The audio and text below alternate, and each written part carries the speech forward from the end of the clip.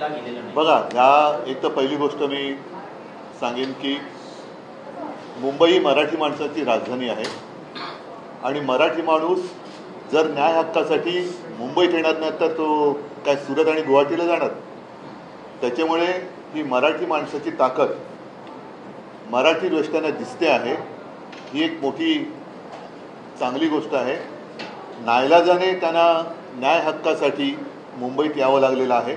याचं कारण आत्तापर्यंत या सरकारने म्हणजे अगदी फडणवीस साहेबांनी सुद्धा त्यावेळेला सांगितलं होतं की जर त्यांचं सरकार आलं किंवा असतं तर काही दिवसात त्यांनी यांना न्याय दिला असता.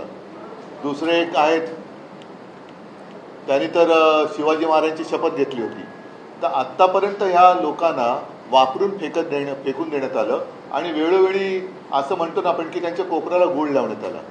आता ही लोक जर का मुंबईत आली असतील तर सरकारने ताबडतोब त्यांच्याशी संवाद साधून त्यांना जो काही न्याय हक्क आहे त्यांचा तो दिला पाहिजे. पण सर फडणवीस सतत बोलतात 2014ला आम्ही आरक्षण दिलं होतं, त्याच्यानंतर तुमचं महाविकास आघाडीचं सरकार आलं आणि हे आरक्षण तुमचं सरकार टिकू शकलं. पण आता तुमचं परत आलं ना, आमचं सरकार पाडलं कशाला मग? आमचं सरकार पाडून तुमचं सरकार आणलं ना तुम्ही. म्हणून मी म्हटलं की मराठी माणूस मुंबईत येणार नाही तर काय सुरत आणि गुवाहाटीला जाणार न्याय हक्क मागण्यासाठी? तो मुंबईतच येणार कारण मुंबई मराठी माणसाची राजधानी. मराठा समाजाला ओबीसीतून आरक्षण देणे तुम्हाला मान्य आहे का? ऐका, ह्या सगळ्या गोष्टी ज्यांनी आरक्षण देऊ हे शिवाजी महाराजांची शपथ घेऊन सांगितलं होतं. म्हणजे सरकार आलं तर आम्ही 6 महिन्यात आरक्षण देऊ हे ज्यांनी सांगितलं होतं तेच लोक सरकार सत्तेमध्ये आहेत. हा प्रश्न तुम्ही त्यांना विचारला पाहिजे. कारण मी जरी काय म्हटलं तरी आज माझ्या हातात काहीच नाही. पण उद्धवजी, फडणवीस असं म्हणतात की जरांगेंच्या खांद्यावर बंदूक ठेवून मराठा आरक्षण या विषयाचं राजकारण केलं जातं. कोण आहेत ते बघा ना. हे त्याने ते त्यांच्या पक्षामध्ये किंवा त्यांच्या युतीमध्ये जी काय आता एक घमासान चाललेली आहे हे नेमकं त्यांना ते कोणाला उद्देशून बोलले? त्यांच्या बंदुकीचा रोग कोणाकडे आहे? देवेंद्र फडणवीसांच्या. हे पहिलं त्यांना विचारा की कोणी कोणाच्या खांद्यावर बंदूक ठेवले, हे बंदूक ठेवणारे कोण आहेत? आणि मग एवढं जर असेल तर बंदूक ठेवण्यापर्यंत पाळी तुम्ही काय येऊ दिलीत? का नाही सोडत त्यांचा प्रश्न?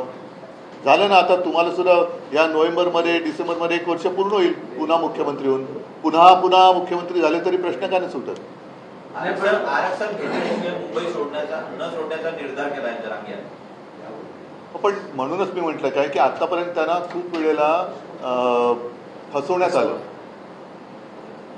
शिवाजी महाराजांची शपथ घेण्यात आली, त्यांना आरक्षण देण्यात आलं, आरक्षण देऊ सांगण्यात आलं, पण प्रश्न पुढे हललेला नाहीये. त्याच्यामुळे ही सरकारची जबाबदारी आहे. सरकारने पुढाकार घ्यायला पाहिजे आणि त्यांच्याशी संवाद साधून काय आहे, काय होऊ शकतं, काय करायला पाहिजे त्यांनी सोडवायला पाहिजे प्रश्न. जोपर्यंत आरक्षण भेटत नाही तोपर्यंत मुंबई जाम करा असं पण आवाहन केलं. पण म्हणून मी म्हटलं की सगळी जबाबदारी सरकारची आहे. कारण गणेशोत्सव सुरू आहे, ते काही इकडे मराठी माणसं जी सगळी आलेली आहेत ती काही इकडे दंगल करायला नाही आलेली, न्याय हक्कासाठी आलेली आहेत. 9 ते 5 वेळ देण्यात आलेली आहे. 5च्या नंतर त्या सगळ्या आंदोलकांना बाहेर काढण्याचा प्रयत्न असेल. ही बघा, मी तुम्हाला सांगतो की पूर्ण जबाबदारी सरकारची आहे. आणि ज्यांनी एक आम्ही तुम्हाला आरक्षण देऊ म्हणून शेड्यू ठोकले होते ती लोक कुठे राहतात? का गावी पडाले आहेत? का नुसती दर्शने घेत चाललेले आहेत? एवढा जनता जनार्दन मुंबईत आल्यानंतर त्यांना सामोरे जाणं, नुसतं घरोघरी काय फिरताय सगळीकडे. उद्धवजी, पण ओबीसी मधनं आरक्षणाची मागणी होते आहे, या संदर्भात तुमची भूमिका काय? बघा, माझ्या भूमिकेला आता काहीच अर्थ नाहीये. माझं म्हणणं होतं, मी तेव्हा मांडलेलं आहे. अगदी आंतरवेली सराठीमध्ये मी जेव्हा गेलो तेव्हा सुद्धा मी जरांगीच्या समोर उभं राहून मी बोललेलो आहे. आता माझं मत असं आहे की सरकारने हा प्रश्न हाताळला पाहिजे. प्रश्न हा त्यांनी सोडवला पाहिजे. 10 जणांना त्यांच्या भूमिका विचारण्यापेक्षा तुम्ही आणि थेट आंदोलक बोला ना. केवळ गॅजेटच्या आधारावर सरसकट आरक्षण देता येणार नाही असं शिंदे समितीचं म्हणणं आहे.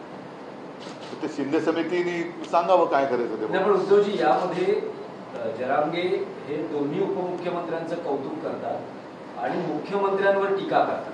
तुम्हाला आश्चर्य नाही वाटत? हा, आता बघा, हा शेवटी जरांगे पाटलांचा विषय आहे. त्यांना कोणाकडनं काय काय अनुभव आले असतील तर ते त्याप्रमाणे ते बोलत असतील.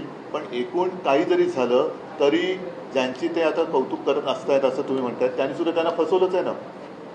ते इतके वर्ष म्हणजे 2.5 वर्ष का होईना मुख्यमंत्री होते, आता 1 वर्षभर उपमुख्यमंत्री आहेत, का नाही त्यांना न्याय देऊ शकत?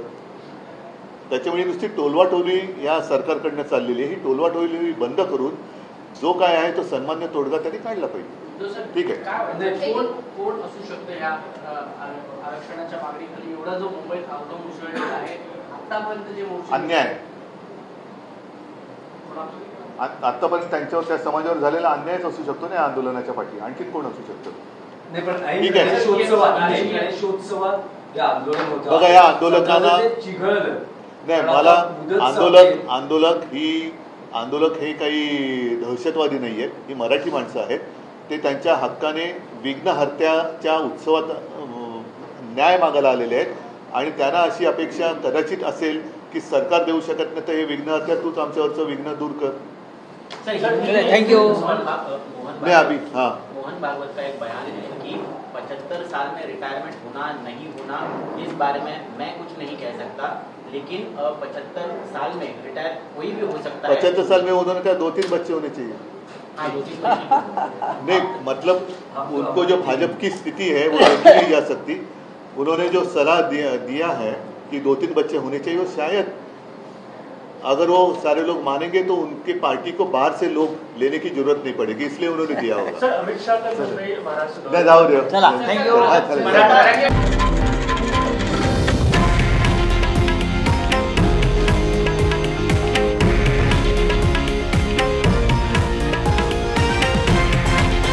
हे आहे देशातील नंबर 1 न्यूज नेटवर्क आणि आपण पाहत आहात TV9 मराठी, एकमेव.